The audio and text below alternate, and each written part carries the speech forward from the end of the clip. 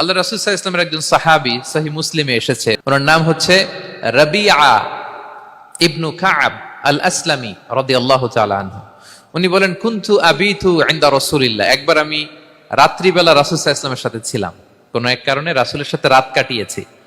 তো রাসূল সাল্লাল্লাহু আলাইহি ওয়াসাল্লাম যেহেতু তাহাজ্জুদের সালাত পড়েন, তো তিনি বলেন, আমি মাঝরাতে উঠে একটা গামলা দিয়ে পাত্র দিয়ে অজুর পানি নিয়ে আসছি বিশ্বনবীর জন্য, এনে দিলাম। বিশ্বনবী এত খুশি হলেন, আমাকে বললেন, সাল, হে কাব, তোমার কি লাগবে চাও। উনি বললেন, আসআলুকা মুরাফাকাতাকা ফিল জান্নাহ। উনি বললেন, ইয়া রাসূলুল্লাহ, আপনি যদি কিছু চাইতেই বলেন তাহলে আমি জান্নাতে আপনার সাথে থাকতে চাই। দেখেন কিভাবে ওনারা সুযোগ কাজে লাগাতেন। অজুর পানি নিয়ে আসছে, বিষ্ণু খুশি হয়ে গেলেন, বলেন, তুমি কি চাও? বলে, আসআলুকা মুরাফাকাতাকা ফিল জান্নাহ, বড়টাই চাইছে, ছোটখাটো জিনিস চাই নাই। নবী, হে, আমি জান্নাতে আপনার সাথী হতে চাই। বিষ্ণু বললেন, আওয়া গায়রা যালিক, আর কিছু চাও, অন্য কিছু লাগবে?